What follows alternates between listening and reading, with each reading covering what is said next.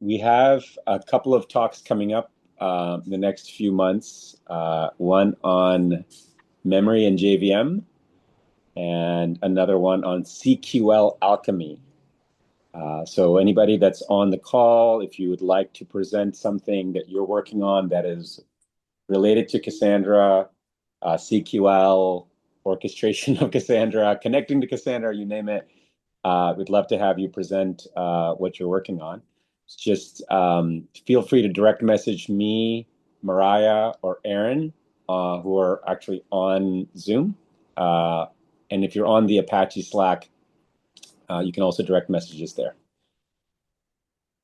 And since it's 1:04, I'm going to go ahead and start the Planet Casino number 11.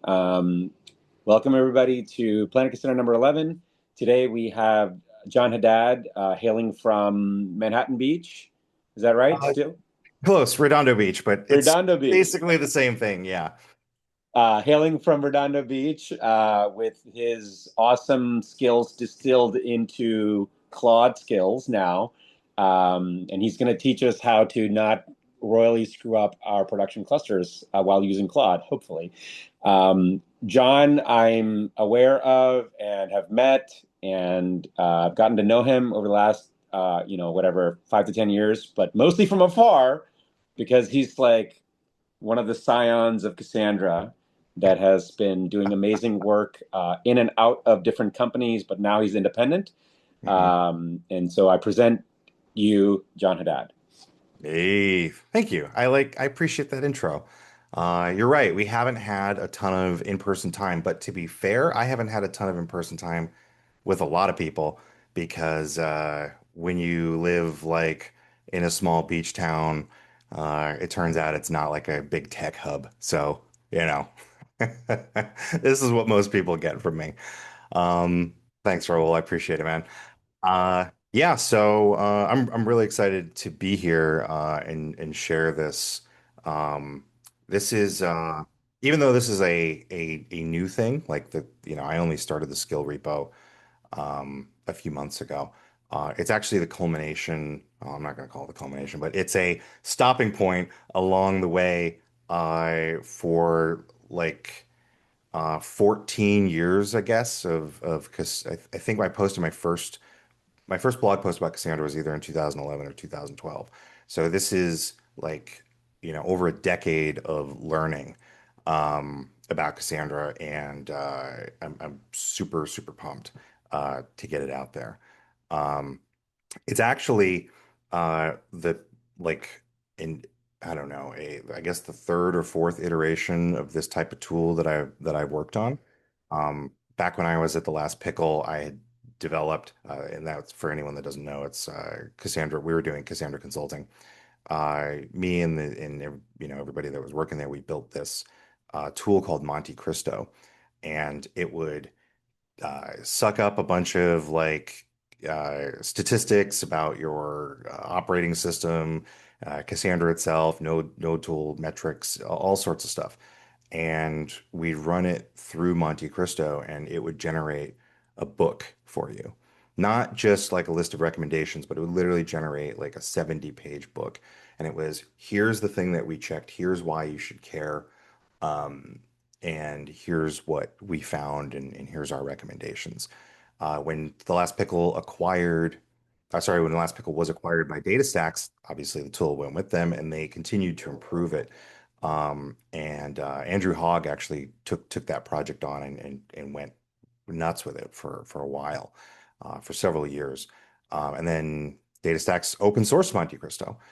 So if anyone's curious kind of to see what it is, like a lot of my stuff is gone now.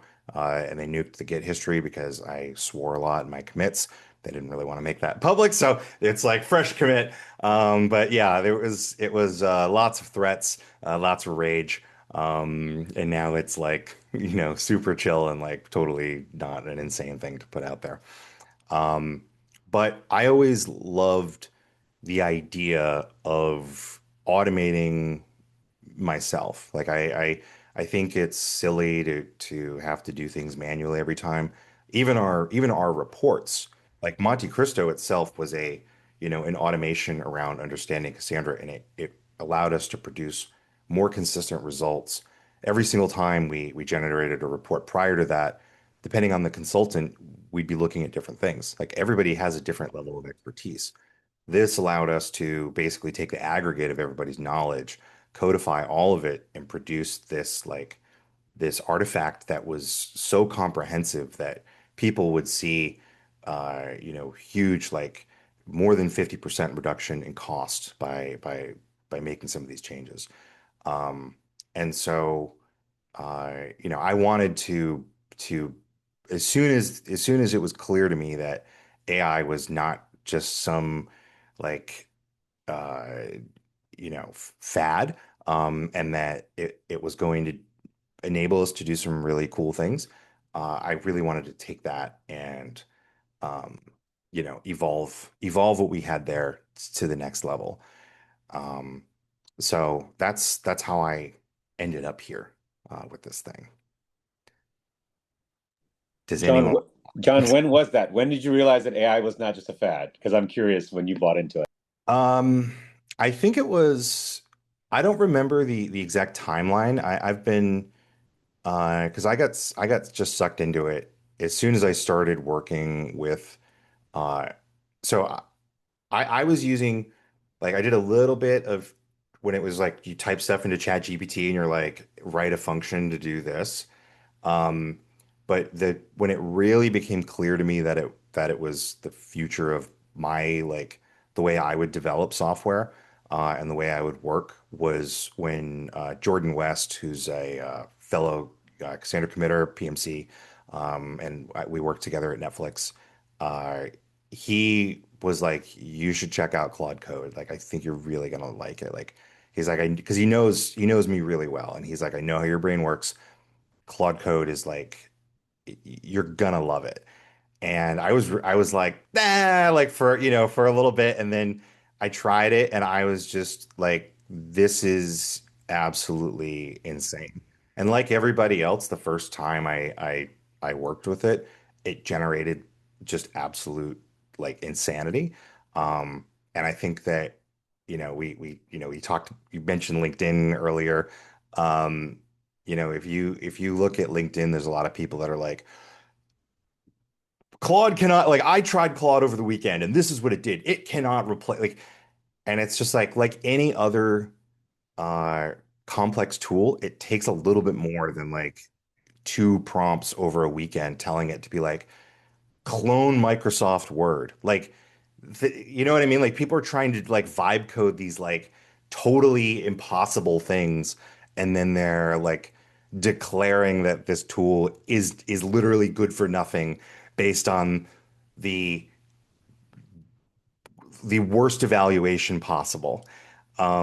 It really blows my mind that we have this insanely powerful piece of technology and people write it off like that. So, I think it's probably about 2 years of like between local development and using Claude because I'm just not going to buy like a whole bunch of GPUs to run my own like thing over here. But yeah, I've been going pretty hard into it for I'd say probably 2 years. Awesome. Um, yeah, I want to give you the show to kind of walk through however you want to show it. Whether you want to talk about theory or you want to go into the hands-on. But just mind you that not everybody's maybe in a workplace where they have access to Claude Code or to Mhm. just sometimes you might want to like breadcrumb how you got there.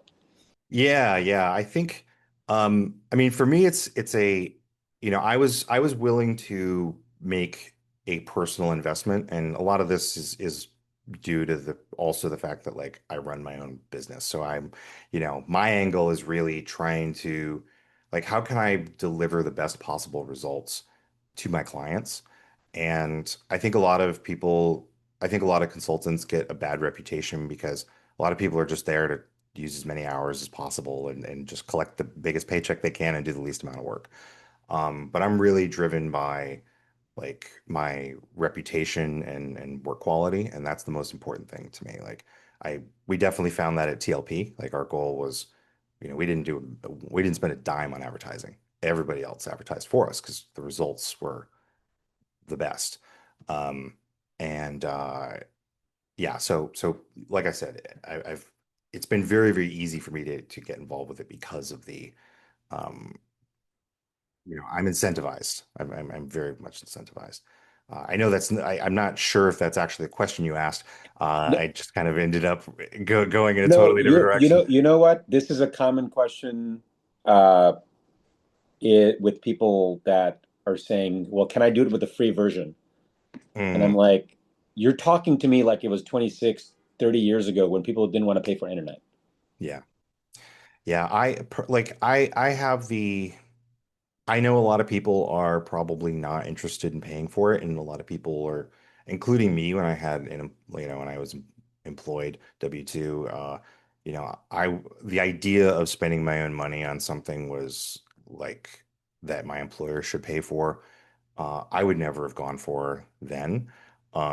So like it's definitely I can completely understand how if someone's like, well, they're not paying for it, so I don't have it available. Um, I guess I guess in that case, like it really comes down to uh I look at everything as like trade-offs, right? So if I make a $20 a month investment, what is the payoff for me?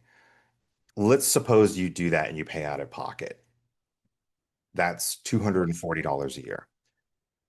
Did you just free up 10 hours a week of your own time?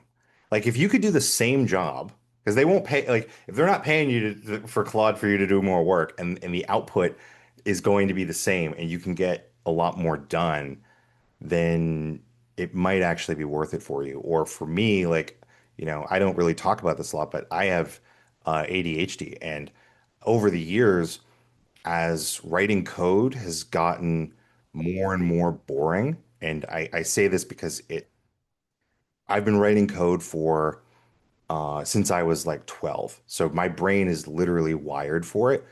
And I've learned 20 something languages. It's so boring now.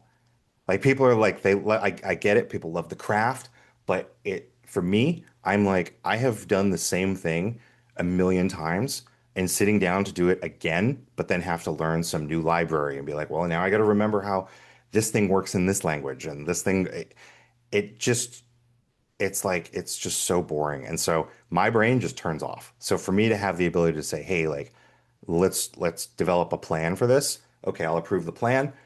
I know that the rough scaffolding of how I want things to be built, for me, it actually is a quality of life improvement.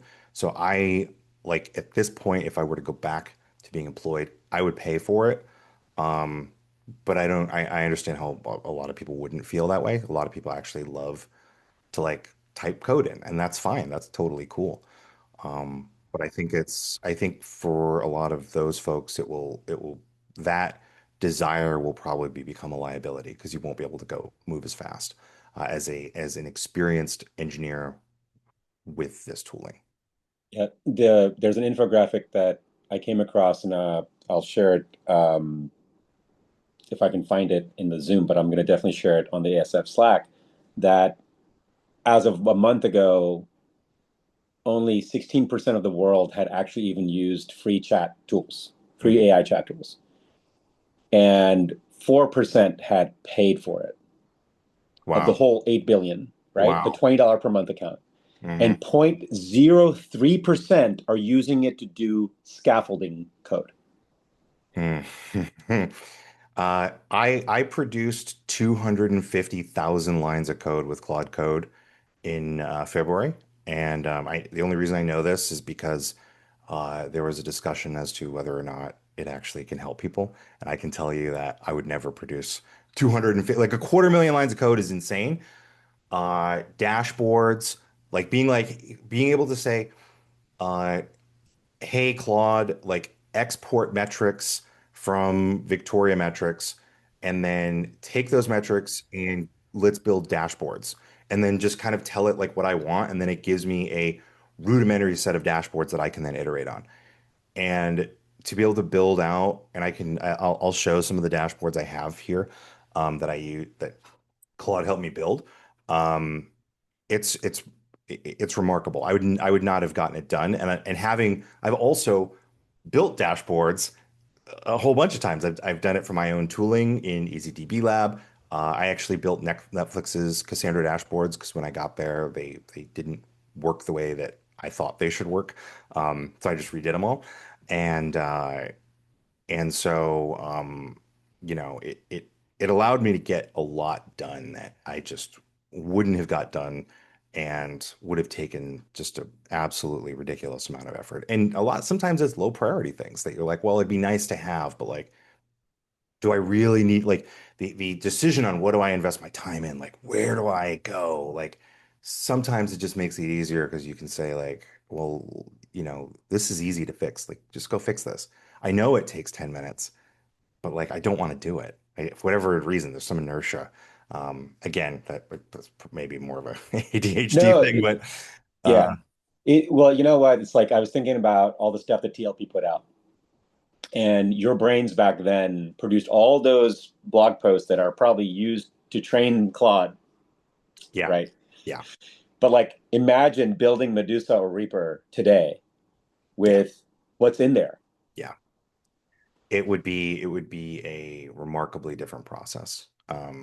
And like I'm actually working on a so we're talking about Medusa Reaper. I'm working on Cassandra Sidecar right now on some small patches and the analytics library to add the ability to run analytics using your IAM credentials because it doesn't support that right now. But a lot of people deploy their Spark clusters and their Cassandra clusters using IAM and giving their EC2 instances a specific role. So without that functionality in, like you can't use bulk analytics library. But for me to go ahead and manually write that, like, that means I got to go in and like learn this code base. And it's not a big patch. That's the thing is that the investment to learn it is significant. And then it's like, well, do I really have to spend like several days learning how this code base is set up? Or can I just have Claude like do an analysis of it and just tell me how it's structured so that, in 10 minutes I have an overview. I can read the high level table of contents and then I can get in there. Like that is a completely different setup than trying to like go through and click through classes and most of the stuff doesn't stay in your head, like at least not my head if I'm reading something. So, um, I think if you have to deal with a ton of information, it can really cut down on that amount of time. And that's really kind of what the skill, like that's what the skills are really useful for. To tie it into the actual like subject here. Unless you so let me just frame this. I built tooling to provision Cassandra clusters, and it's open source. It's easy DB Lab. It also supports ClickHouse, OpenSearch. You can run anything you want in like it runs Kubernetes. Like there's a whole bunch of stuff in there. But I built tooling to understand Cassandra at the last pickle. Because when I started giving advice, I was like, I want this stuff to be rock solid. I want to back up every single bit of advice with data. And if you look at my blog, like when I post about things, like I'll usually show like, here's a test that shows you how this works. Um, and then, but before that, I was like, well, I need a good stress tool. And honestly, Cassandra Stress was like, to me, I was like, this is insane. Like this is an insane tool. Like I'm like, I am not smart enough to use Cassandra Stress. That's just the reality. So for me, it was easier to just You're rewrite giving it. me PTSD thinking about Yeah, dude, it was so hard. So I built which now is Cassandra Easy Stress. It's actually part of the project. It comes with a bunch of workloads baked in, but then I was like, I need to actually run this on real clusters. So I built the other half, the provisioning tool. So everything's open source, everything's out there in the world. But I spent years firing up clusters, doing analysis, figuring out exactly how things worked, how they should work. A lot of this got a lot of the information that a lot of the things I learned got incorporated into the project itself. I've either submitted I've submitted dozens of performance JIRAs and worked on a whole bunch of them. One of them being a major compaction improvement that came in Cassandra 5. That was through these tools. But the point is, I literally made this my life for a decade. So I've put tens, plural, thousands of hours into this. And so, that's in here, but now, right? But nobody does that. Like statistically, it's not a thing that people do. Going so deep into one topic over a like over a 25% of my life investing into it. That's just not reasonable. So, you know, we can write documentation. We should write documentation. That's great. But having a tool here that can help you with reasoning through problems that also has a bunch of reference data that is derived from the learnings that I've had over the years. Uh, I thought that that would be something that the community could really, really benefit from. And one thing I that may seem kind of dumb as a like someone that does Cassandra consulting, it's like, why would you give this away? Um, One of the things that I found is that I simply just don't scale as a human being. And I had originally intended for some of this stuff to commercialize it. Um, and then I had kind of a weird thought in my head, and I was just like, what if I just gave this away for free? What if I just get like I don't want to actually solve those types of problems anymore.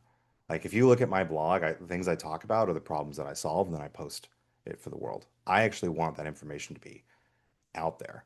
Like that's why I give talks at conferences. That's why I do things like this.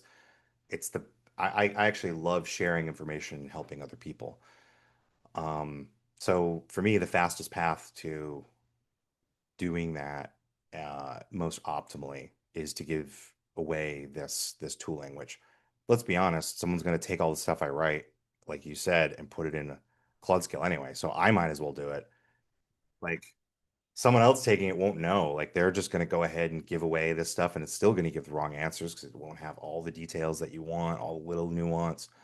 Um, so this is a combination of what was in Monte Cristo, what's in my head, um, and then lots of new things that came out after. Like Monte Cristo, I think we were only at Cassandra 3, so there's been two major releases. Lots of things have changed, lots of new stuff in here, and this is like I work on one of my customers is we have uh, multi petabyte. I think we have we're dealing with several petabytes of data in their environment, and we've shrunk their cluster footprint. They're paying right now less for 2.5 petabytes of data than they were when they only had 1 petabyte of data. Like through the optimizations that we've done. Um, and when you're talking like multiple six-figure a month savings, it ends up being a really big deal. So yeah, so everything that we're doing is just like is going in here. So if you've got a reasonable size cluster, uh, if you have a 3 node cluster, then optimize it great, but like you're not going to save any money. But if you have 300 nodes, um, you could get them down to 100. Like if in fact I would almost guarantee it. I'd say 90% of cases are so unoptimized that you could probably go from 300 to 100 and cut your cost in half using the stuff that's in the skill. Yeah, one thing about skills which I want to caveat is that whatever Jon is producing, I would get behind it because I know Jon, right? And I know his history with TLP. In Claude Code land and in generally the skills marketplace now can go across OpenClaw, Hermes. All of these now use the same skills. So whatever, Jon, you've produced is no longer just meant for Claude Code. You can use it with Codex. You can use it with other systems that use the same skill stuff. So it's like way beyond. Your distribution is going to go really wide with what you have here. Yeah, that's a really good point. Someone actually has already submitted a PR to make it to improve the codex compatibility. They took the repo and like forked it and modified it internally, and then the guy that did it reached out to me, and he was like, "I absolutely love this. It's so helpful, but we use codex. Would you be willing to take a PR for?" I'm like, "Yes, like absolutely, of course I would." I don't. Yeah, like let's help more people. So my goal is, and this is I honestly don't understand why I find this so fascinating, but I love the idea of giving something to the world helps that can help everybody. Because like I said, I can't do it just through my blog. I can't just do it um, even through engagements. Like it's impossible. And most of my engagements now have turned into like multi-year. Like teams are like, well, we did this. Like, I'll save them in 1 month what it costs to bring me on for a year. So they just are like let's just keep say like let's go for it. Let's save as many millions as we can. I'm like, okay, like so, I don't even have time to help people out anymore. Or new projects anymore. So this is like for me, I lose nothing and I actually gain a lot. I gain the odd satisfaction of helping people. And I also was curious to see like what would happen. I was like, what could we do with this? Like, how big could this get? How much can we help people? And then the really odd question is, can it like can the information in here affect over $1 billion worth of infrastructure? And I mean, I know it can because I know how much the companies I've worked for in the past have paid for their stuff. Um, so like it's just fascinating to me how much potential there is and how every cluster, every team I've ever worked with, even really solid teams, there's always something that I've been like, "Oh, do you know this?" And they're like, "What?" Like, I remember like a Netflix app, like a cluster that had a performance issue, and long story short, they worked on it for 2 weeks, and I was on vacation. I came back and I looked at it and I was like, um, "Is read repair chance on?" And it was three DCs, and 1% of the requests are now going to all the data centers, and Cassandra's reporting P99 latency of like 90 and P98 latency of like 7. And they're like, what is like, so they were going to double the cluster size. They're like, it's EBS. And I was like, well, let me show you how to, let me show you how to diagnose this. And then let's just turn off read repair chance. And it dropped. And this would have been like a multi-million dollar mistake. Like it was crazy. Um, so this is the type of stuff that I've put in here because it's very easy to say just throw hardware at the problem, but you don't need to throw 10 times the hardware, at the problem. So you can just fix the underlying problem.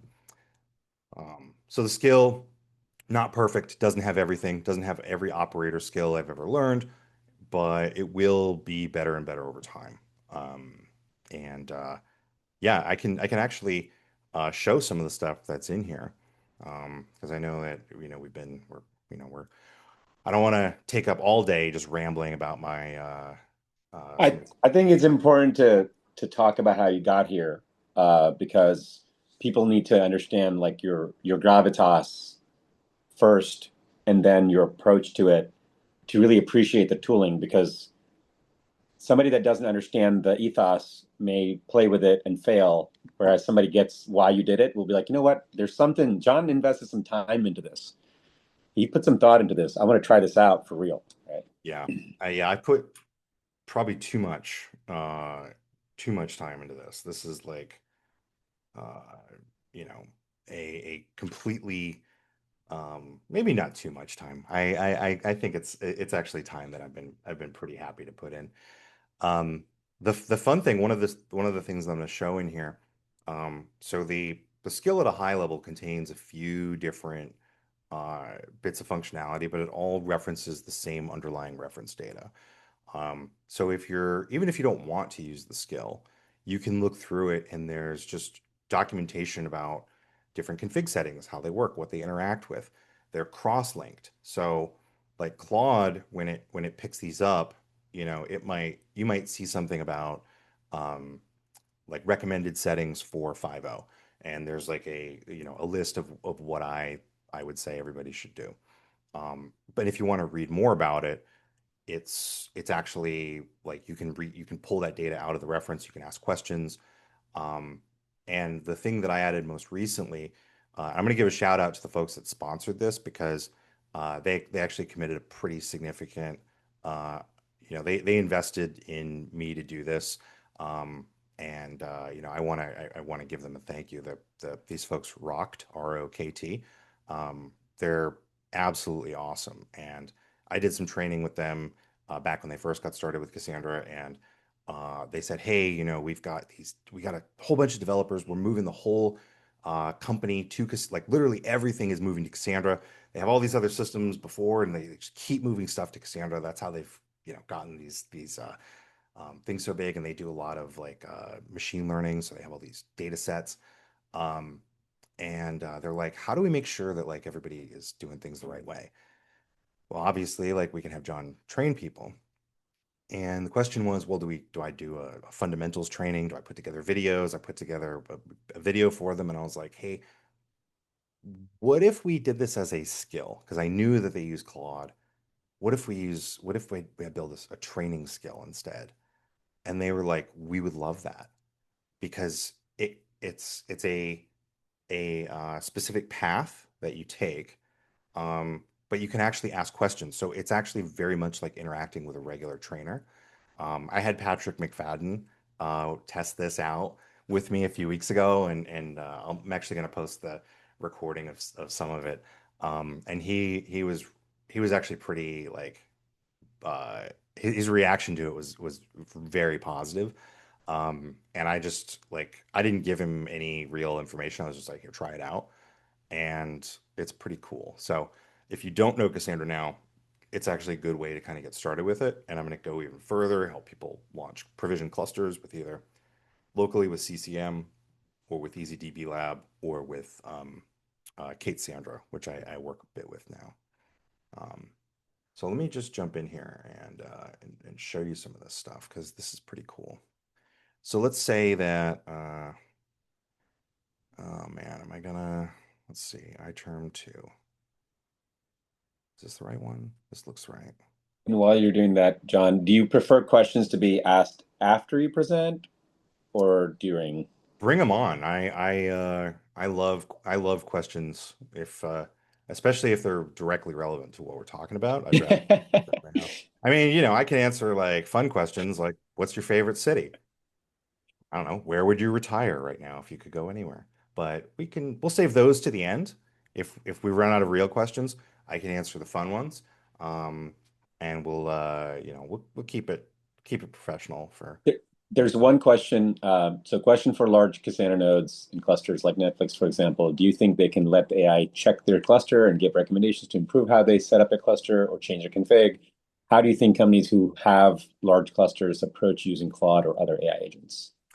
Yeah, I don't see why not. The thing is that um, a lot of what can be checked, and this is going back to Monte Cristo, a lot of what can be done with like a Python script. So I was actually working on that at Netflix.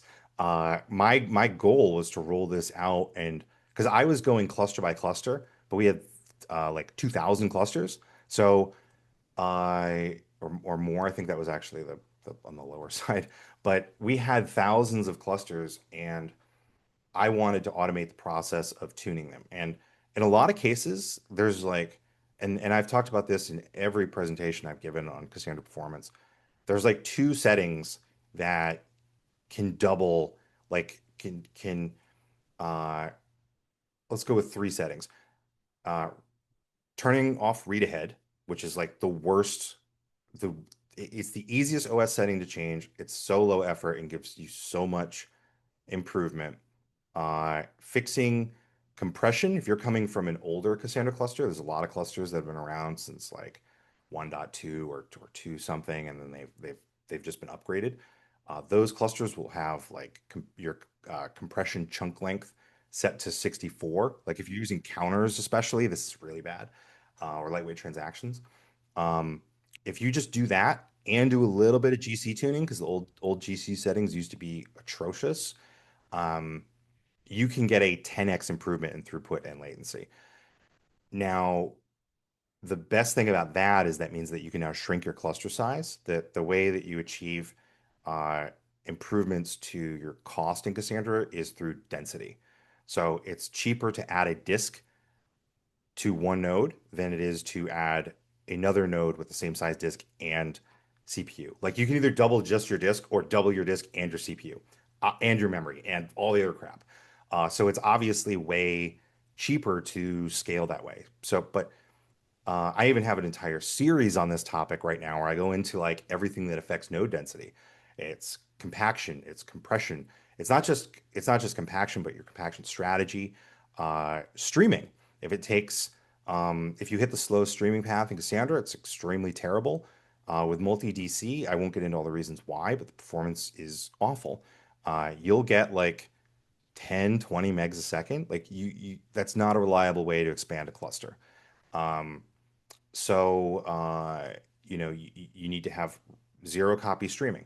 But to enable that, you really want to use either LCS or UCS because there's a whole thing with token boundaries and SS tables that are eligible for zero copy streaming. Then you look at like the compression stuff I talked about. Do we have read amplification on every single I/O operation that we do? If we do a point read and we only need 100 bytes worth of data and we have to read, let's say 32K from that compressed chunk, like you end up saturating your disk really, really quickly. You have this huge amount of disk I/O and like this much network I/O, and it's terrible. So you saturate your disk. And by doing that, you also bring more objects onto the heap, which causes GC pressure. So people mistake um, bad GC, which has the GC settings were terrible, but when you combine three defaults that are just strictly wrong, um, they result in like crazy problems, and they solve them by throwing hardware. But literally, when I say it's a 10x difference, it is. I have the numbers. I have 200 milliseconds of latency here, and then I have like 20 milliseconds after, and it's like and throughput is 10x. Um, so that stuff is baked in here. Like all that those bits of advice are here. So if you were to say like, let's bring in the are some actually let's do this.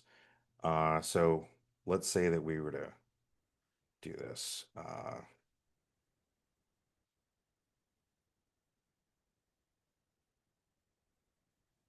Let's just paste that in. And it might ask me for some other information. I sincerely hope it does. Um, and it can, oh, there we go. See, so one of the things that's baked into the skill is it always asks you what version you're running. You remember I said some stuff, Cassandra 3, 4, whatever, some stuff's changed. What can we do to improve things? Um, we can even say like, why would the version matter? I don't know. Like, what are we looking at here? Um, you can go ahead and interrogate this, and it'll tell you, hey, like size tiered compaction strategy should never be used in 5.0, which is true. I have yet to find a situation where you would want to use size tiered compaction. It's So it's there's a question, why wouldn't it figure out the version on its own? well, because this all I did here was ask it for help and paste in a table, which this was compatible. This table structure was compatible with every like version for since one. I don't see anything in here that's maybe this. I guess this mem table's default was added in 5.0. Um, it doesn't know to look for that. That would be a hint. But I actually tell it specifically to ask. I actually prefer to be explicit when I work with my customers. I I I tend to ask a lot of questions that may even make people feel stupid to ask. Like if you're like, I'm like, hey, like, sorry, I've got some dumb questions here. And I just go and I just will just ask, right? And I'll just talk for a while and listen.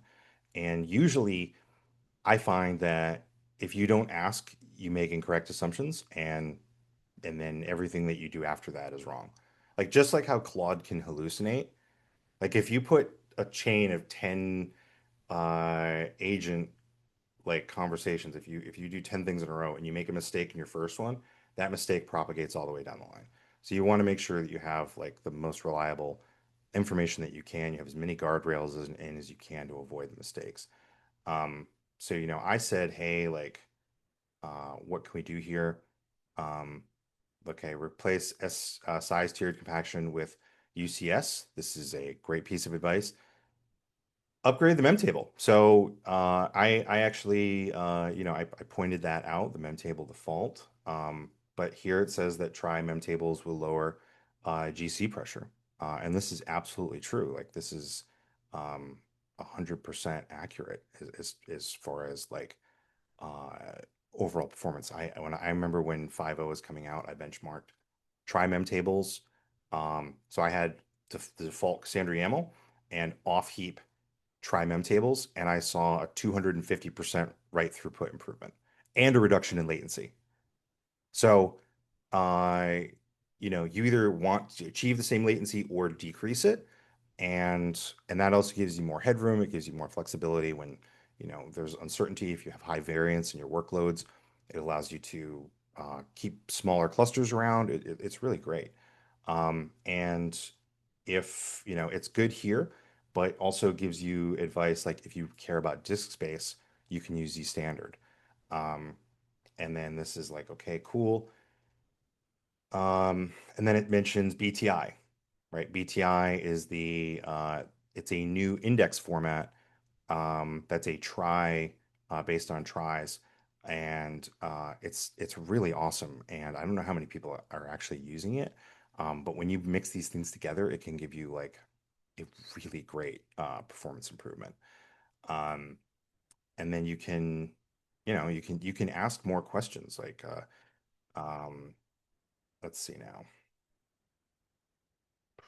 There was another question. Do you run Claude just locally or in a sandbox VM to isolate it, like Stripe does? And there was a link.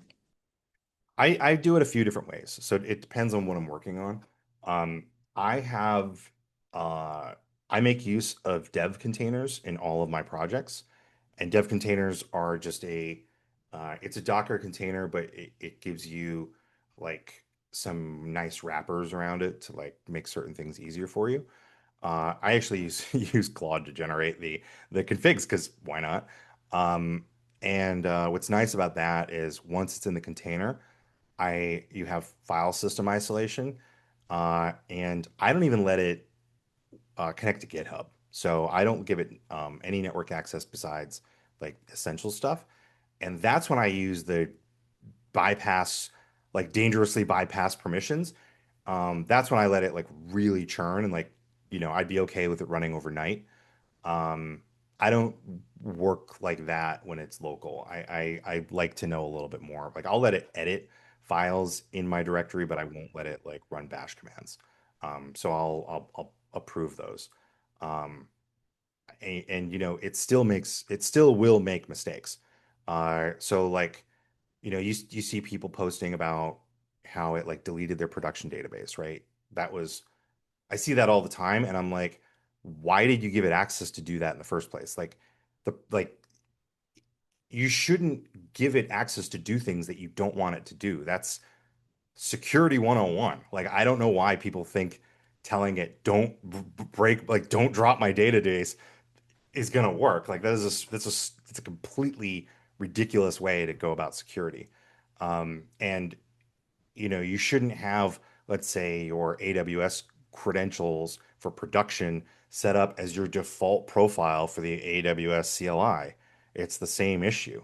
So like when I'm working on stuff, I have a development sandbox AWS organization. I'm one person, and I actually use like a fairly complex AWS organization layout to isolate my stuff so that like the time when it deleted everything in a bucket, it didn't matter to me because I was accepting, I knew the risk of saying you have access to do whatever.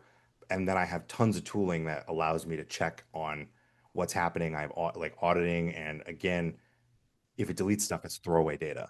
So, you know, and I've learned that the hard way. I've learned that by early in my career making making two serious mistakes where I affected a production environment. And through those um, RM, RF sent to all tabs by accident and when I was logged into every single production database and simultaneously wiping the data directory for every production database, like that was a very valuable lesson to me to be like, don't set myself up for failure. So people shouldn't be giving it access to do things that they don't want it to do because that was like I fortunately had just done a backup. I was like, I hope it works, and it did. Um, how am I doing on time here? You're take your time, right? We're here to learn from you. Okay. People that want to stick around will stick around, and it'll be recorded. So anybody that can't. Okay, great. Oh, there's a question here. Let's some questions. Um, One question was, which I answered for you, was, did you give for this skills to check the Cassandra book or your skill based on your knowledge in the past while you were working on different clients, just wondering where the source came from? And I was like, 14 years of experience and TLP tooling, but yeah, feel free to yeah, answer. yeah. I took the open source Monte Cristo, and I actually brought down that repo, and I had Claude audit the repo and basically go through and I said, go through point by point every single recommendation that it has, and interview me and we will create new documents. And I basically added a lot of context to what was there because it would just tell you, hey, this is what you should do and here's why. But this is a lot more like um, with there's a lot more cross references. There's a lot more like it's a lot more involved. So there was some of that. I then had Claude also look at the documentation and help me find the gaps. I had it look at the configuration settings and interview me to find the places that we didn't have um, advice for, and I provided both generic and specific advice. And then uh, I also have a reviewer in the skills repo that's a Claude reviewer. So it's attached to GitHub. So whenever I push up a PR or I hit run the workflow, it will run a dedicated workflow that pulls down the Cassandra documentation for each version and checks what I have versus what the docs say. And that was actually incredibly useful because I used that to spot a whole bunch of mistakes that were made along the way and literally fix like dozens of pieces of advice. And I actually found mistakes in the Cassandra documentation uh, with the CQL. It's like you can do this, and it's like we don't actually support that feature. Someone brought over the docs from the DataStax version of SAI, and then when it got ported to open source, a feature wasn't there, and but it made it into the documentation anyway. So I caught a whole bunch of incorrect like things in the docs, and that was also the other thing that I really like about this is, you know, I've contributed a pretty good chunk of information to the Cassandra docs, but we but because it's done by like a committee, I have to like it's very tempered. So I don't really get to put my full opinion. Like I'll say things are terrible and shouldn't be used. You can't put that in the documentation. Like you can't put materialized views are atrocious. You should not use them and like you will have a problem. I know there are teams out there that are like, we use them great. Like most teams that use materialized views are going to run into major, major, major problems. And by the way, the teams that are saying we use them, to my knowledge, have all gone in and had to make patches to fix them, which are now being like incorporated eventually into uh, fixes going into Cassandra. So, um, like I said, this is a super, super opinionated way for me to help people. It's how I consult. I don't hold back, and I don't really feel that I should have to ask permission to give people the advice that I think is correct. So, but we are going to be feeding using the skill to update the Cassandra docs.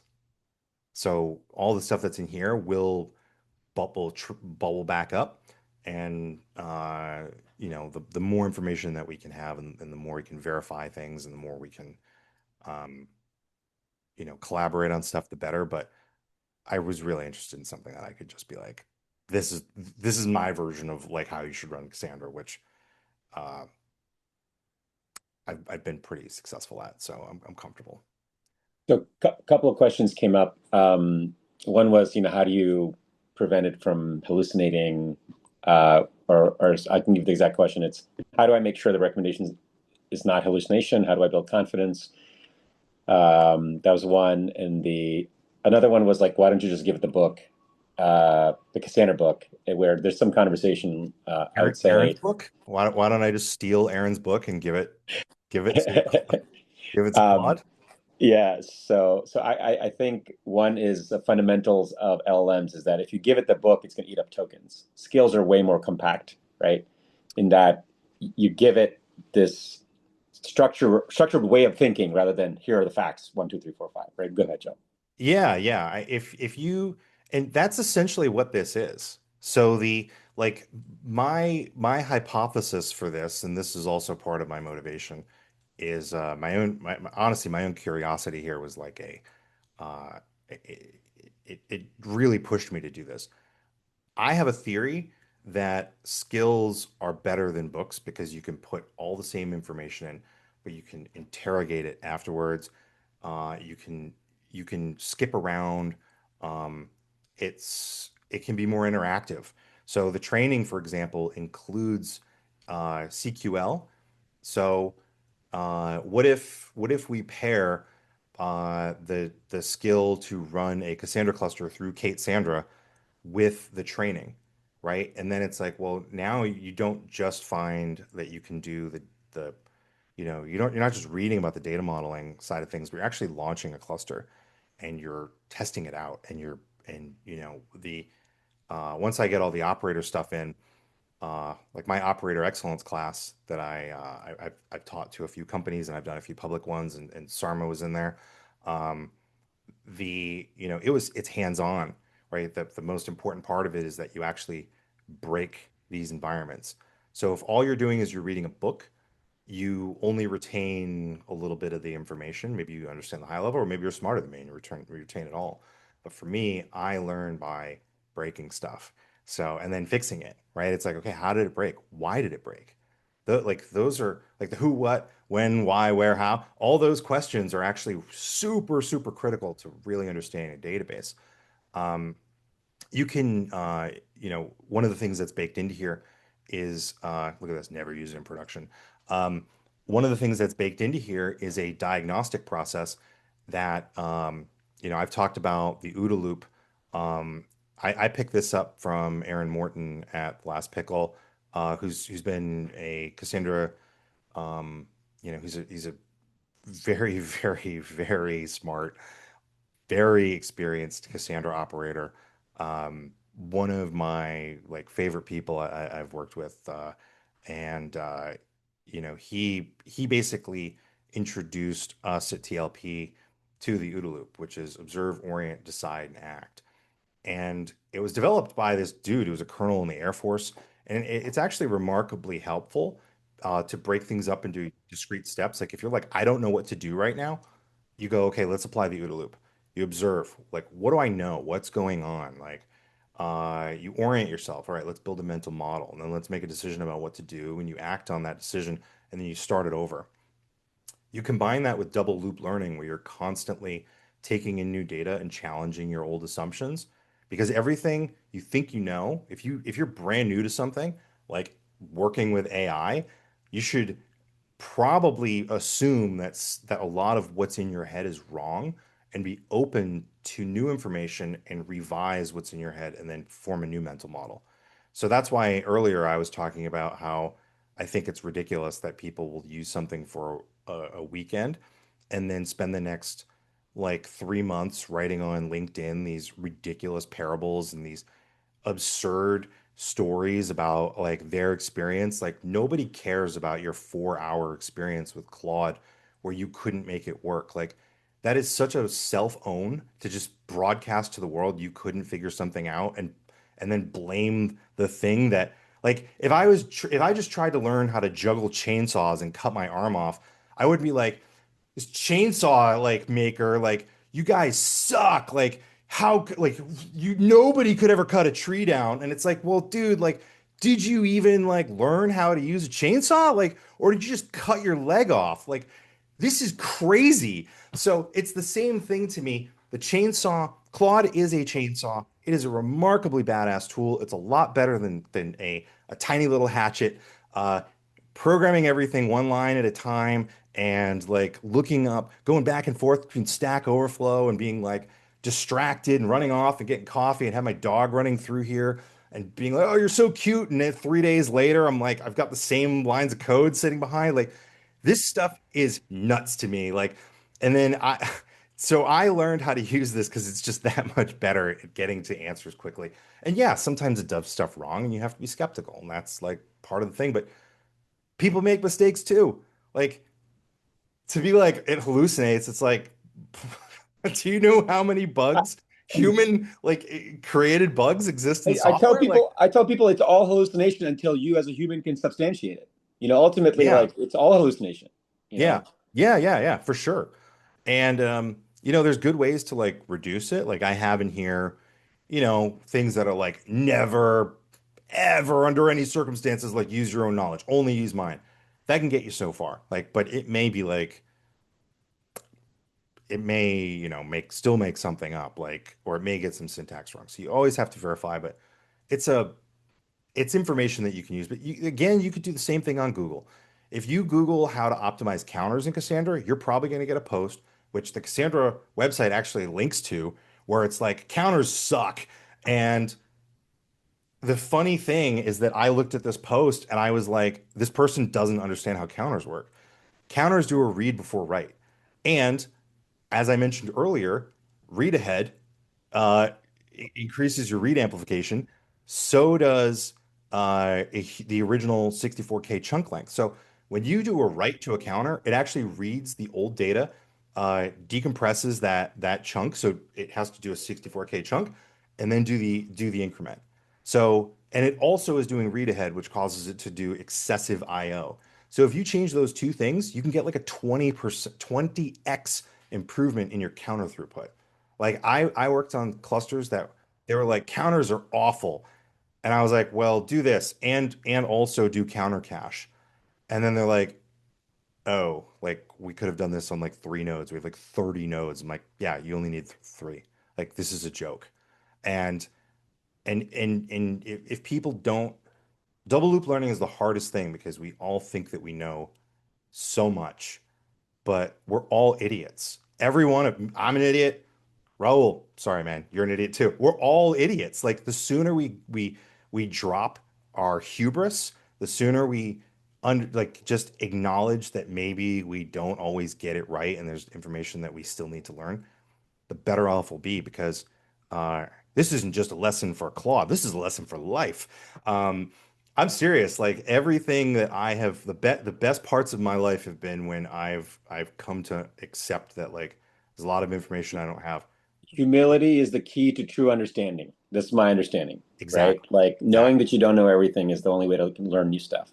Exactly. Um, so we want to see some developer operator stuff in addition to the expert mode, maybe. Are you Yeah. willing to show some of that? Yeah. So I think this is a little bit focused on like that's the data model. Let's go ahead and look at what happens if Sandra, what do I do with my YAML? There we go. Let's just drop this in there and see if it finds anything. I love how the YAML is now like 3,000 lines. But it's like mostly It's the comments. comments. It's the Yeah, comments. it's mostly comments. It's like, oh my God, come on. I hope I don't accidentally, my finger doesn't just like spasm and I lose this.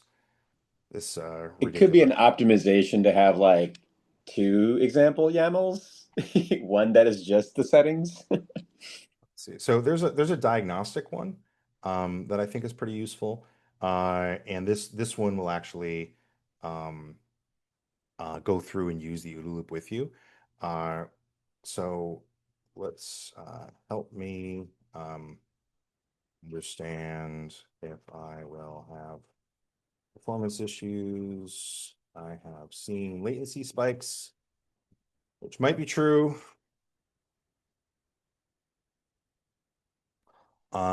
Actually, here, let me just switch my It's screen. only 3,234 lines. I know. I mean, who is this one? Yeah, this looks right. Okay, so I have a cluster here. It's doing 60K writes a second and only 4,000 reads a second. But our write latency has been pretty bad. Um, we shouldn't be seeing 32 milliseconds of write latency. You can see here, like compactions are okay. This is just absolutely nuts. Why is native transport requests so high, right? So let's just go back and see if it figured this out. I'll be pretty excited if it has, because it just And makes me and like, the only data you're giving it is the YAML file, not even any of this stuff. yeah, I haven't given it this. So um, I am going, so I have a project. So this is easy. This is all done in EasyDB Lab. I have another project that's a wrapper around this. It's a workflow wrapper called Rampage that actually allows me to provision multiple clusters with like multiple variables in the workflow, so I can test different size instances. And that actually has an AI agent that's baked in, and it understands what the metrics are, so it can actually do an automated analysis of this. But it has to have provisioned the cluster. It's pretty cool. Um, came for the technical talk. Got some life lessons. Nice.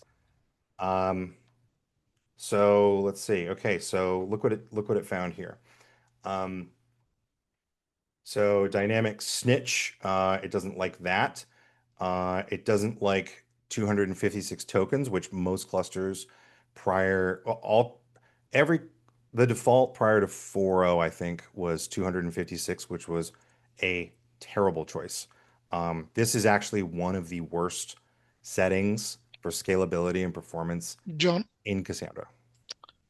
sorry, we see the cluster in a node tool status instead of what you're reading. Sure. What do you want to see? No, no, you're explaining the results from the skill, but what we Mhm. see on screen is the node tool status. Yeah, we Uh, just see one terminal window where you Oh, have oh, oh, HTAP. oh, Yeah. oh. Because I shared the wrong one. Okay. Someone needs to learn how to operate this thing. All right. Thank you, Sarma. Um, And while you're doing that, there was a question about, I doubt that we can use Claude. Well, I would say that the cast skills should be usable with IBM Bob, which is their tooling from IBM.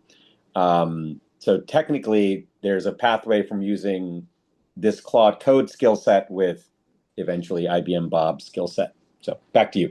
if Bob is a public thing, and it supports the same directory structure but just needs like its own plugin registry, send me a PR with instructions on how to verify it, and I'll merge it in. And I'm actually going to look because there's a really good repo called really good project called OpenSpec.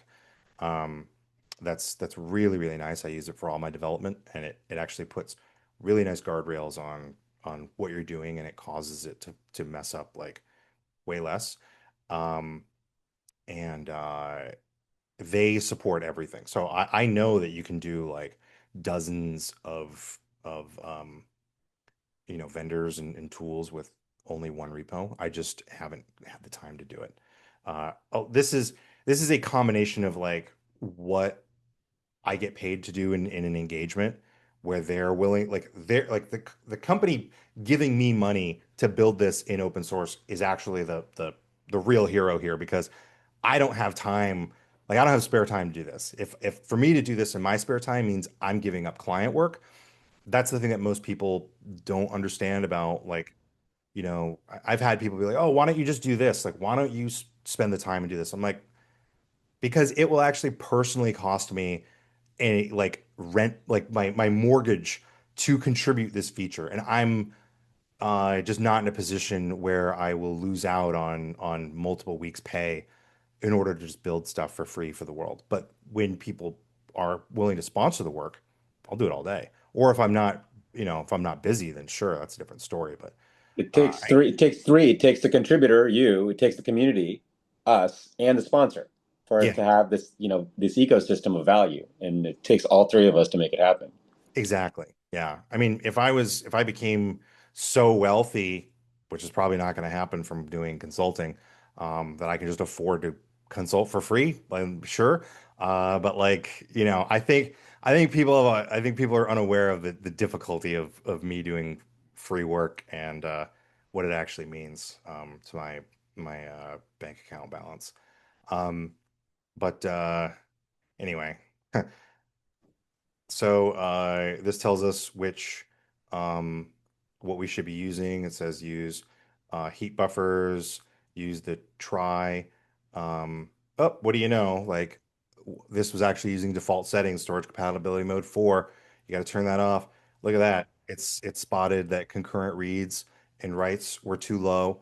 And this right here, I don't even remember I didn't even remember that I included this as a thing. Um, so it then can then go ahead and tell you like how to do this. This, look at this. It even tells you this requires a cluster rebuild. Like you just can't change that setting. Um, and then it's like, hey, what's your JVM setting? Like it will go ahead and prompt you for these things. It's it has part of the skill is asking for, and I've got the list of things that you should ask it for.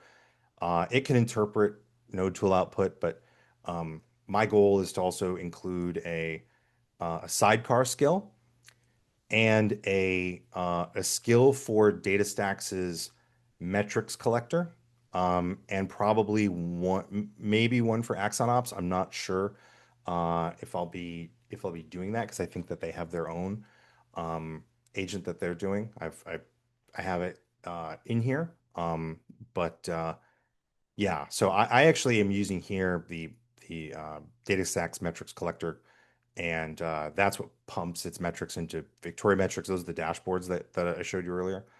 Um, and it the skill will be able to be aware of what metrics to look for, how to interpret them, and combining skills is very cool because you can say, hey, compaction, like pending compaction should never be above 20. Like that's like something's going on. Either you just dropped a ton of files on disk or um or you're just unable to keep up.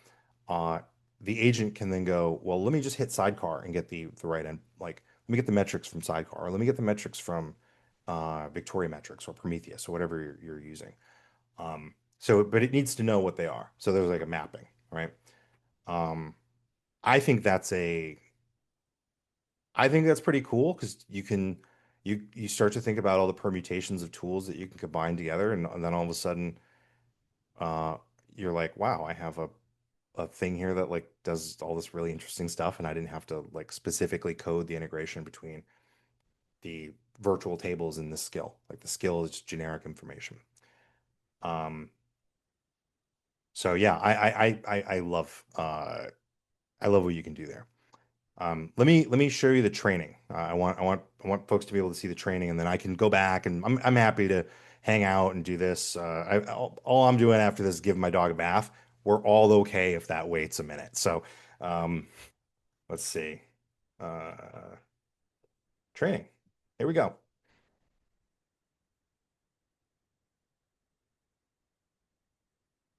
Hey, what do you know? I'm your new Cassandra instructor. Before we start, what's your experience level, right? So if I say, hey, I'm a new user, brand new. I've never used this before. Um, And then it tells you, hey, this is what we're going to do. You're going to understand architecture, data modeling, query patterns, truly the fundamentals, right? Uh, okay, go. Um, so it starts out talking about the distribution of data in a cluster. I may do a topic 0 and be like, these are the use cases. This is where you should use it, just so you can get a high level. But it talks about differences between relational, how it works, what the ring looks like, how consistent hashing works. Um, Adding in a more complete reference, like this is definitely not, this hasn't had the benefit of a whole bunch of reviewers and stuff. Like if you were to pair this with like Aaron's book, the question about Aaron's the book before, Aaron's book is a you know like it's like a lot of stuff that you want to know about Cassandra. Having a good reference to check this stuff against is very helpful. Um, but it goes into like bad data modeling, and then it has these pulse checks where it'll ask you questions, and you have to tell it um, like let's see now. I need your answer to the pulse check before we move on. Let's say 4 copies. It's not 4 copies. Um, if I get it wrong, it will, oh, close. Nope, it's actually 3. 3 nodes, RF3, buddy. That's what you need to know. It doesn't matter what the key is. So you can go through here. You can take these, and if you pair it with a book, like nobody ever learns anything from one source of information. So I don't expect to say, hey, if you use this, this is the only thing you'll ever need. You're probably going to want to pair it with other stuff. There's lots of good blog posts out there. There's the standard documentation. There's Aaron's book. Um, I think getting as much as you can in your brain, as many different kind of angles that approach the information is useful too. Um, so yes, I am ready. So anyway, the training is in here. It's fundamentals. Let's see. What trainings are there? I don't have to remember. I'll just ask. Um, So we've got fundamentals, we've got query and application anti-patterns, schema design anti-patterns, and SAI. I'm going to add in the operator stuff, and I'm also going to be adding in the additional skill for Cassandra Sidecar, for EasyDB Lab, if you want to provision clusters in AWS and run them. I have this here. Um, like this is actually how I provisioned these environments. So if I wanted to, like this will run, um, let's say this is going to run a super read heavy workload um, at 50,000 requests a second. So it'll start running in the background. Um, it has everything all integrated. So it's a full diagnostic. Let me just show this for a second. Some people have seen this before. I've talked about it. But I think that from a standpoint of like if you're going to learn how to use Cassandra, I would recommend doing it this way because there's just so much here. There's uh, system dashboards, there's Cassandra dashboards, there's profiling tools. So we can actually see where Cassandra is spending time. Like uh, these flame graphs are the thing that I used to understand Cassandra internals. I was like, visualize this for me. Where's the big line? Super helpful. Um, and then this also includes dashboards for Cassandra Easy Stress. So, you can see the different workloads that are running here in this graph, and they're all plotted out. So I have, one of these is doing 37,000 writes a second. We have this over here doing 3,000 reads a second. They're all plotted out. Like this is, I don't know. I just don't see an easier, I don't see a better path than having something that is so comprehensive um, that it allows you to not only like start with it at a small level and then it can grow with you. So yeah, all this stuff will be in uh, in the skill or in the repo. You'll be able to install multiple skills if you don't want to use a sidecar, you don't have it, great, you don't have to. Um, but like if you're using the diagnostic skill and it's like, what's the thread pool statistics look like?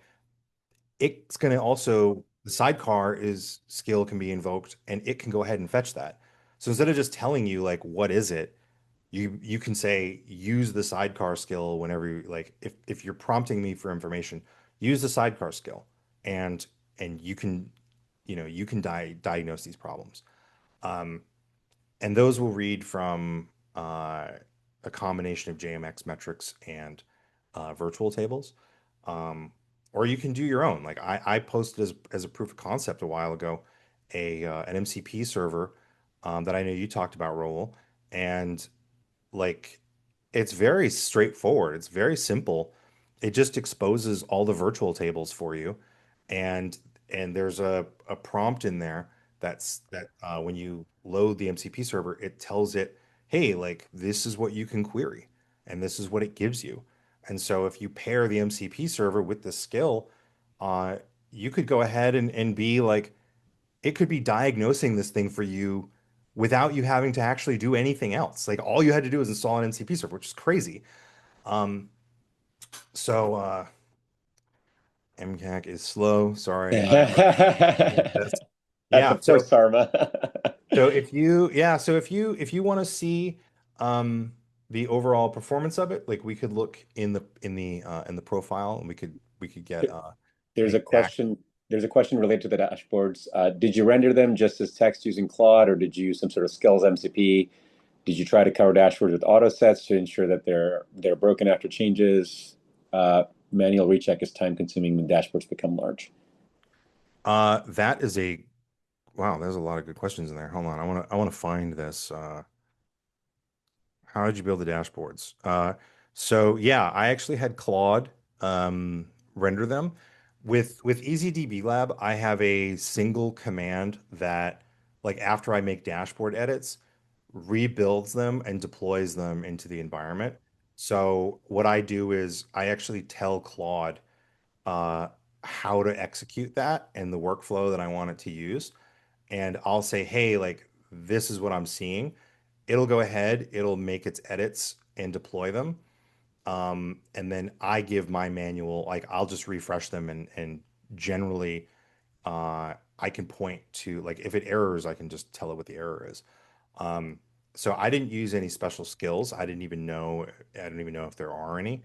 The You new have Victoria Metrics and Grafana basically as your main tooling inside there, or is it some other Prometheus plus? Yeah, so Victoria Metrics is compatible with Prometheus, so it's effectively the same thing. It just has a smaller footprint. And there's also Victoria Logs.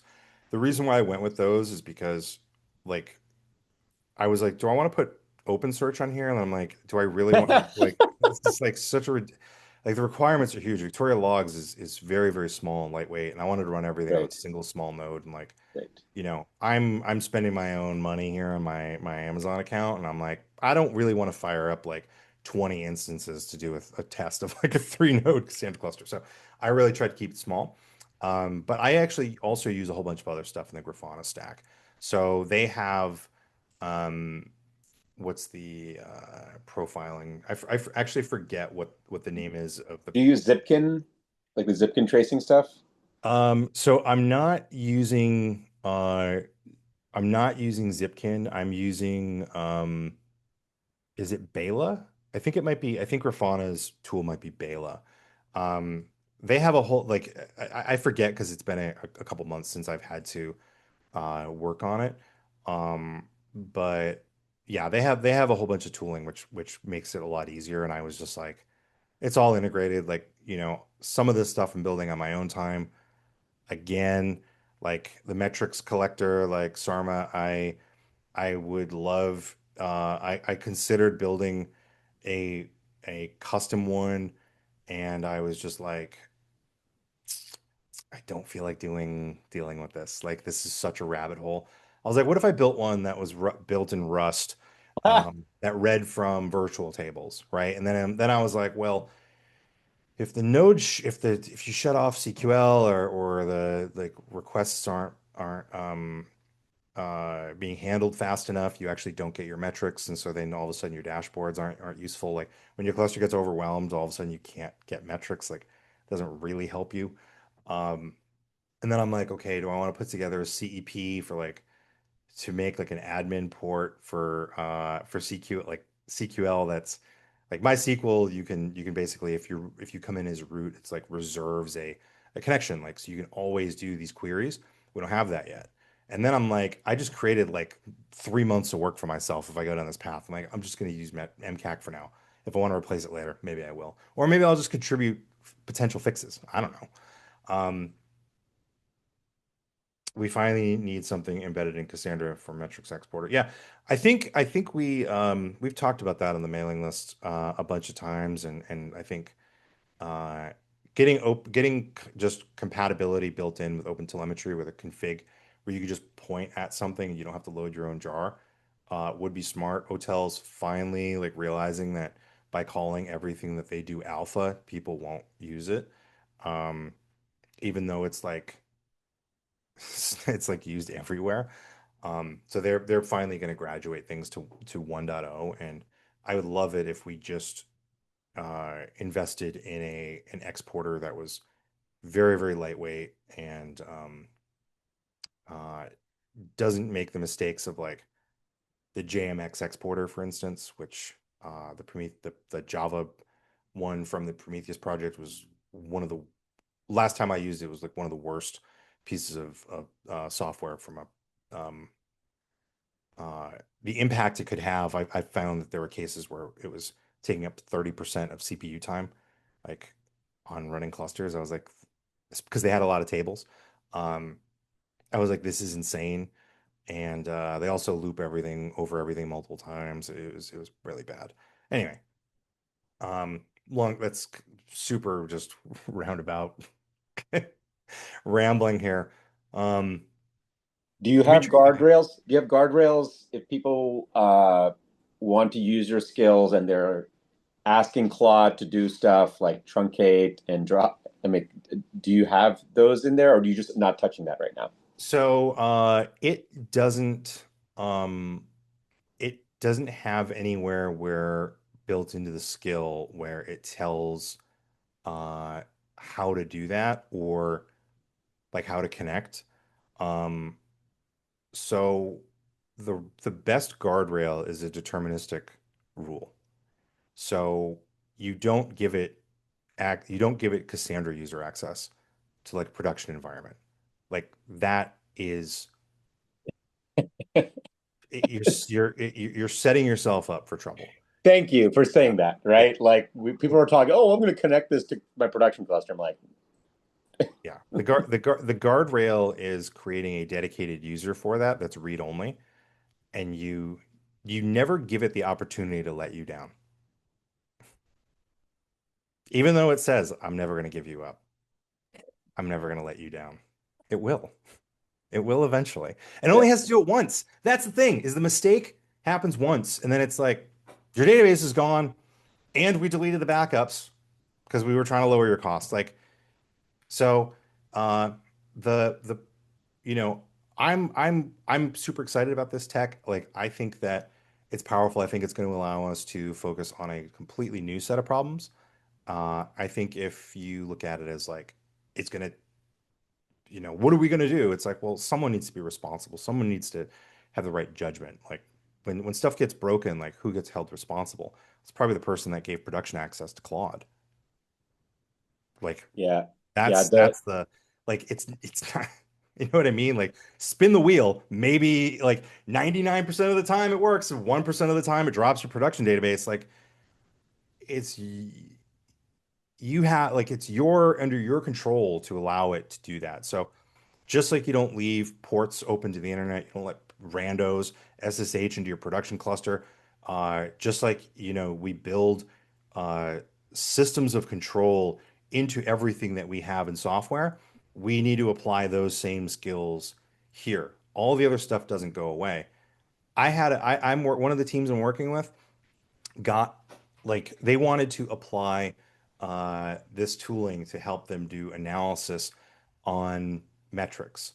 And one company was like, it will cost $10 million a month to do the analysis. And they asked me, and I was like, we've been doing this with statistics for a long time. And like, you're talking about something that is orders of magnitude more expensive to send over like this data, especially since like you just throw it in Chat GPT. I'm like, you're going to analyze a petabyte of logs every month with Chat GPT? Like, that's the stupidest thing I've ever heard. Like, why would you do that? Um, so you don't have to throw out every single thing that we've learned along the way. This is a new tool in the toolbox.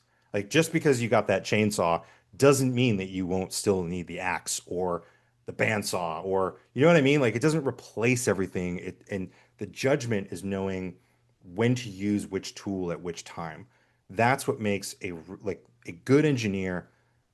That's the skill, right? Is that judgment and being like, I know that I this thing poses a risk, so I eliminate the possibility of it dropping my production database. I create a specific user for it, and if my database supports any sort of concurrency limits, I do that. And you know what I mean? Like Cassandra's not the database where we have that right now, although there have been proposals for it.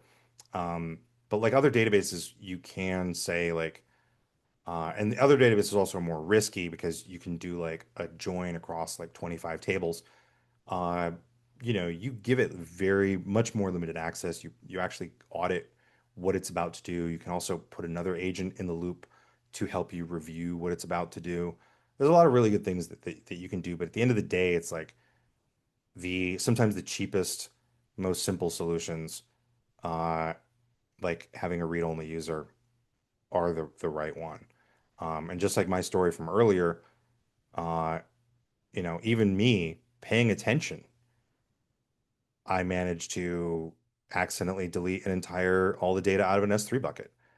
And because I put Claude in a sandbox account where I do not like it's customer stuff, like they each go in their own organization. Uh, Claude, where when I'm doing dev work, it's got its own thing. Like, go ahead, break stuff. I don't care. I assume you're going to be broken.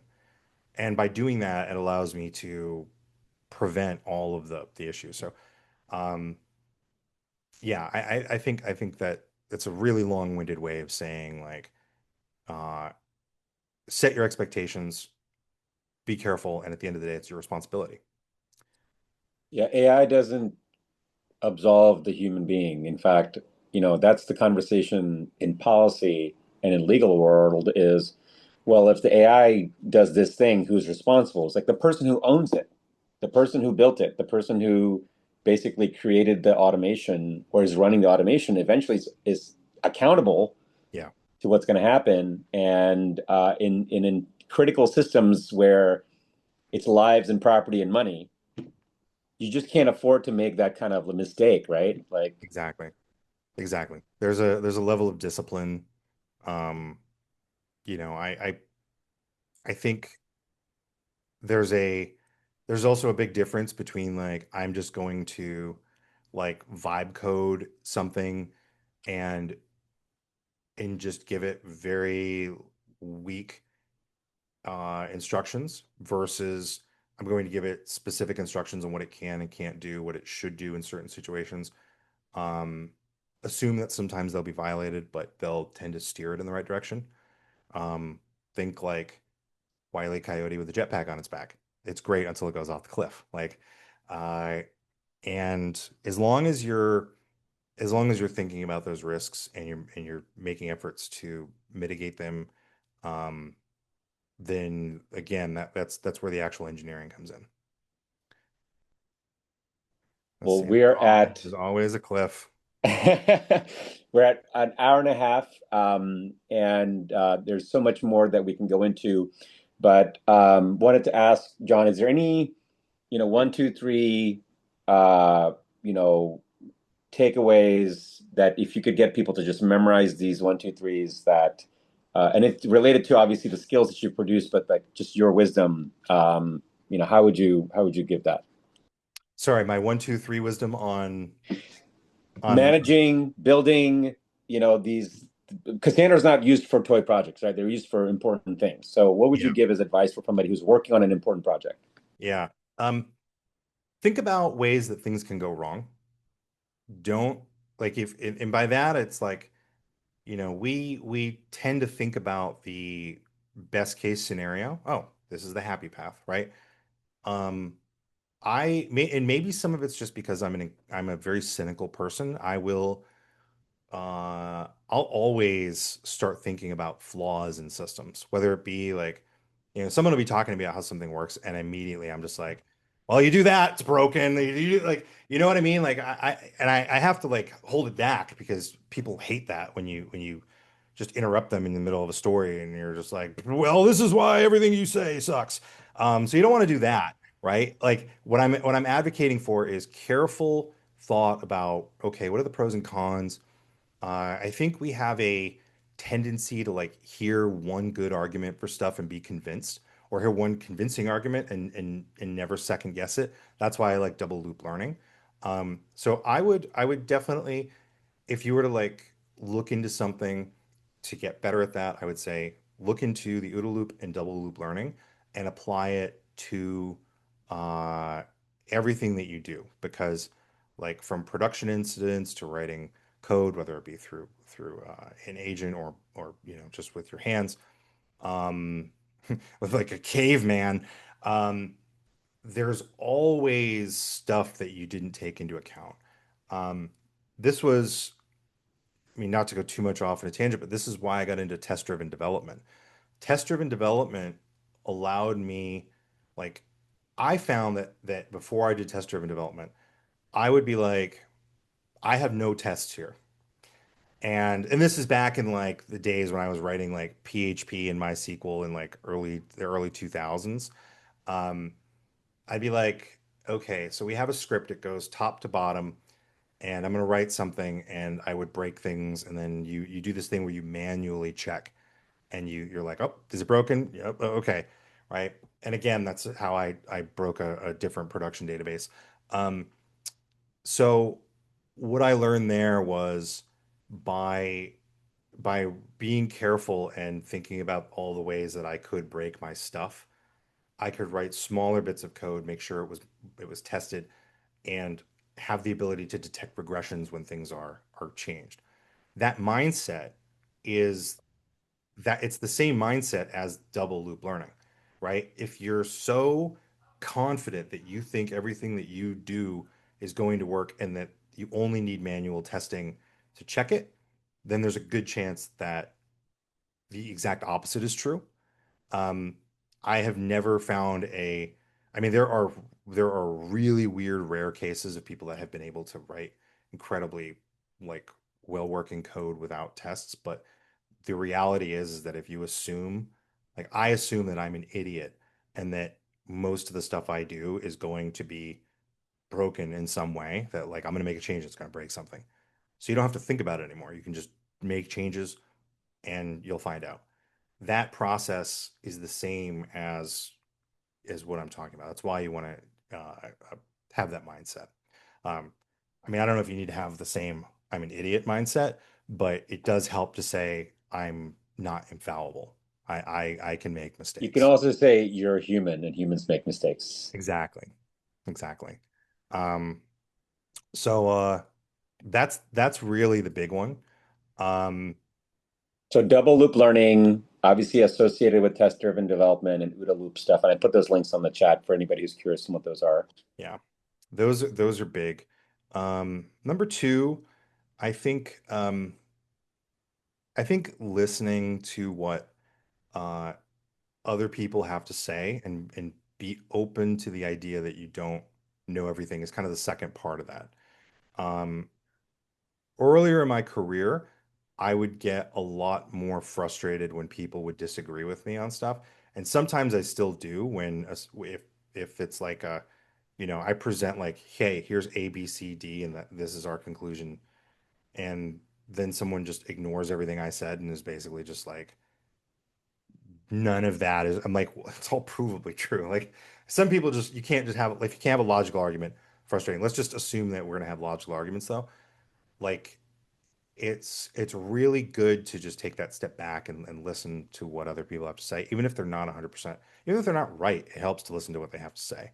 You will get a lot further in a discussion when you hear people out and you ask questions and you're curious and you engage with them on a very honest level rather than being like, my opinion is the only one that matters.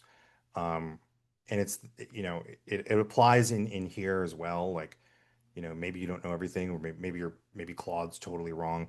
Um, it's kind of funny because a lot of what I talk about is like, what if I'm wrong? Like, how do I know? Um, and then I guess that brings on to point three, which is kind of in the same area. It's like trust but verify. So I I remember that the old Cassandra JVM settings had like when I first got started had an 800 meg new gen. Okay, and this is the reason was we want to minimize JVM pauses because by having a smaller heap, we have to copy less. But the reality is that what would happen is that it would trigger faster, like pauses would happen at a faster cadence. And because they were happening in a faster cadence, objects would still be alive and they'd be promoted into survivor.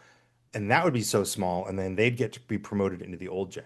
So you're basically doing that, which was okay with write heavy workloads because the nature of the workload was different. But when we started moving out of solid state drives and we're able to read a lot more data in. When you couple the old chunk length problem, now you're flooding the new gen with objects, and you're absolutely destroying it. And so, like, this is back in 2011, 12. Everyone was like, "This is how it is. This is how it is." And my coworker was actually the one that said to me, like, let's try these other settings. And I was like, but all these people, all these experts say that what you're saying is wrong. And he was like, what is like, let's just try it. Like, this is totally broken anyway. Like, why don't we just try it? We did it, and then we learned a lot more about how the JVM actually works. And I was like, and by the way, this is Blake Eggleston. He's over at Apple now. But he worked at DataStax for a while. He's at Apple now, and he's made major contributions to Cassandra. But like he was willing to be like, all these people are saying stuff, but what if they're wrong? Like, why don't we try it and figure it out for ourselves? And that was so valuable because, you know, I have along the way found dozens of these cases, like just in Cassandra. That's why I write a lot. And that's why when you ask Claude, without the skill, you get such terrible advice because it's taking like this mashup of like a lot of garbage and a lot of good stuff. And sometimes it produces garbage, which is why the skill says, like, don't use your internal knowledge. Like, you don't know anything. I'm the smartest person in the room, just to tell it to to use my stuff, and it will give you better advice that way. So, I mentioned EasyDB Lab. I showed it a little bit, and Cassandra Easy Stress. I built those tools because I didn't feel comfortable giving customers advice, and I got obsessed with um, understanding internals, how to like if you ask yourself, what is it even doing? Like that's a great question to ask. Like because a lot of people will go, well, it's GC, right? They'll just say it because they've heard it. But if you take a moment and you ask yourself, like, okay, like how do we verify that? Like, what is it really? Like, how can we peek under the hood? How do we actually see what's going on? And then you find that you can run a profiler. And then all these questions can actually be answered as long as you have a way of generating workloads to do it, and you have tooling that can create environments in flexible manners. So that's why EasyDB Lab exists, because I literally was like, how do I answer these questions with any certainty? And it started out as a bunch of shell scripts in Terraform, and now it's like a million line column project. Like it's crazy how big it is now. Supporting like 6 different databases with more to come. Um, but it allows me to give uh, the most reliable answers I possibly can. So trust but verify is the highlight there. So I've And got three takeaways. Double loop learning with like observing the OODA loop, test driven development. Assume you don't know everything and you could be wrong and just make mistakes as a human. mhm. Number two is be open to other knowledge, listen to others. Again, comes back to not trying to know everything. And then the last is trust but verify. Gather the facts, experiment to get data. I think that's what I hear from you is you have to experiment, you have to collect the data to Yeah. be sure about stuff. Yeah. I've launched over 1,000 lab environments. Like when I was building this, um, back when I first started my consulting company, uh, I was like, I wasn't busy because no, like I didn't have a sales pipeline, I didn't have anything lined up. And I was like, I'm just gonna like figure out everything I can about Cassandra 5. And I did it through YouTube as live streams. So I'm sure that there's been a bunch of people. I know I've seen, I haven't looked at everybody that's in here, but I've seen a few with the names scroll by. I know some of the folks have seen it. And I would literally be like, today I'm going to investigate trimem tables, right? What's it like, what does it do? And I remember there was one session I did that was really awesome because I had Caleb Ratcliffe who wrote, also at Apple now. He wrote a lot of SAI and he was in there with me. And I was like, so I had built out stress profiles, Cassandra used stress profiles for it.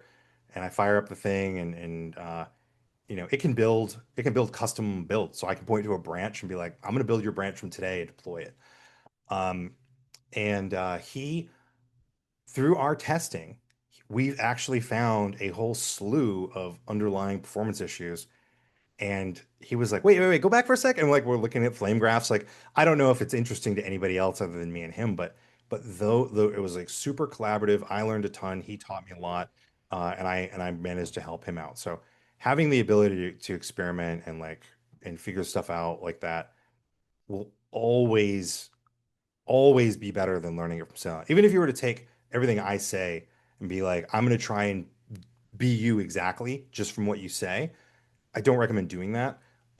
But if you were to just do that, like you're not really gonna get the nuance. You're not gonna understand the like you might be able to regurgitate what I say, but you won't truly internalize the knowledge. So that's why I always encourage people, hey, go do this. Like fire up a lab. I gave away the tools. I've invested years of my time and put this stuff out there for people to be able to do this stuff. Um, you know, I like whatever it was 14 years ago, I was like, I'm going all in on Cassandra. Like, I think that the tech is architecturally very clever and the potential is enormous. And I'm still behind that. Like, and it's been proven uh, everywhere. Um, I think that, and I think the potential ahead, I think the road ahead is even more remarkable. There's tons of really cool stuff. But, you know, I'm not gonna, for example, Patrick McFadden put out a book on TCM, right? That's available, anyone can read it. I'm gonna read the thing cover to cover, but I'm gonna go in and fire up a cluster and do everything myself so that when so I can see what happens in the logs. What's the impact of the metric? He might not have looked at all the stuff I want to see. So the only way that you can truly get better, to truly become expert level at this stuff is to properly internalize it. And that's how I think is the way to do it. Nothing beats your muscle memory, right? Once you do it, nothing will ever replace that muscle memory that you gain from actually doing it. I Exactly. think that experience is the best form of knowledge. Yep, 100%. Yeah, you couldn't just read a book and walk away and be like, I'm now an expert operator. You would never uh you would just never get there. It's through operating and breaking, fixing. And that's also why these tools are the way they are. They're very powerful. You would never put something like this. You would never use EasyDB Lab for production. It's like the worst tool because it's just raw data and tools. And I mean, there's a tool. I forget if I actually committed this, but I developed a tool to corrupt a disk. It uses dev random and just throws it into the file system. Because the question was, how do you recover from corrupted disks? Right? Like, what happens if you have a corrupted SS table? Like, how do you fix that? And you might read it, but until you've done it, you don't know. Like, you need to get your hands in there and see what's going on. Um, so anyway, yeah, it's my long uh break stuff. It's fun. Uh, Spiel. Love it. No, I love it. Thank you. Thank you so much for giving so much of your time and experience today. Um, everything you do for the community, thank you for that. Everything that you're doing on LinkedIn, thank you for that. And looking forward to the next presentation, when whatever you want to talk about, just we'd love to have you back. So thank you. Yeah, absolutely. I mean, if you can't, yeah, I'm sure you can tell by my just going off on a topic for minutes at a time where I could probably have, someone else would succinctly answer it in one sentence. Um, I assume that it's very obvious how much I enjoy this. So I would love to do some more sessions. Excellent. Yeah. Well, thanks everybody else for joining and participating. We had at some point 45 attendees, and now we're down to 18, which is still great, but bravo, I John, I lo- bravo. I love you know what? I'm amazed. I was like, are people going to want to leave? Like the fact that people are interested in this topic, it makes me so happy. Like I truly appreciate it. I'm very grateful for the folks that have come to this talk and all my stuff in the past and have been so involved in the community. Honestly, it's been a really great uh, just life experience for me. And thank you all for joining, and thank you, Raul, for setting this up, man. Well, it's a team effort. We have Mariah and Aaron, and then Bernardo's a little busy right now, and Sohail is in a country where there's a war. So it's a team effort. Everybody wants all of you to succeed, and so if any of you are interested in contributing a talk to Planet Cassandra, please reach out to us, and please reach out either on Apache Slack or on here. I'm going to drop my email if anyone wants to use old snail email. I think email is dead. But thanks again, John, for everything. And have a wonderful rest of the day, everybody. All right, And thank you. keep it real. Peace. Bye, everyone.